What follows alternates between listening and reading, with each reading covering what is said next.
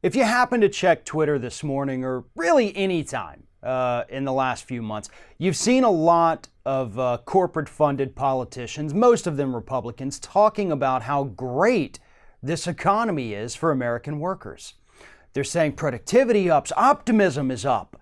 Wages, according to them, are up. We're getting those tax cut raises that we were promised. The truth is, nobody other than CEOs and stockholders are getting any kind of raise from that tax cut. A few people got those $1,000 bonuses last year, but corporations admitted, yeah, that was a one-time thing. We're not doing it again, and we're not giving raises. But what about just regular hourly workers, right? I mean, they still get normal raises. Wages still do increase from time to time. Unfortunately, that time has not been within the last 12 months. According to newly released statistics from the Bureau of Labor Statistics within the federal government, over the last 12 months, real wages for hourly workers here in the United States have fallen by 0.2%. Fallen. That's not a 0.2% growth.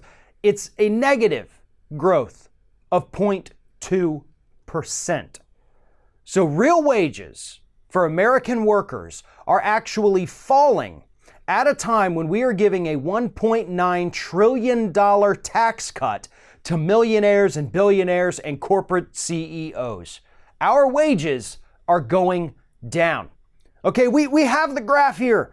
You can see the little tail end where it dips below zero. And yes, that has happened plenty of times in the past, and frequently there is a rebound after that. Unless, of course, you look at the time during which George W. Bush enacted his massive tax cuts that led us into the recession, in which case, since we're doing the exact same thing today as a country, we're pretty much going to be expecting the exact same thing. Oh, and it gets much, much worse too. Because during that 12-month period, the last 12 months, when real wages fell by 0.2%, do you know what increased by 2.87%? Inflation! So, when you take the 2.87 increase in inflation and the 0.2% decrease in real wages, then that means our buying power actually decreased by 3%. 3%, believe it or not, is a massive drop in average income and buying power for average American citizens. Yet that is what we are dealing with today. And nonetheless, as I pointed out at the beginning here, we have these Republican politicians out there telling us that we're doing great. We need to be thankful and grateful because things are better than they've ever been. No, the chart clearly shows things are going down below zero. Inflation is rising. Wages are falling. That is economic catastrophe waiting to happen.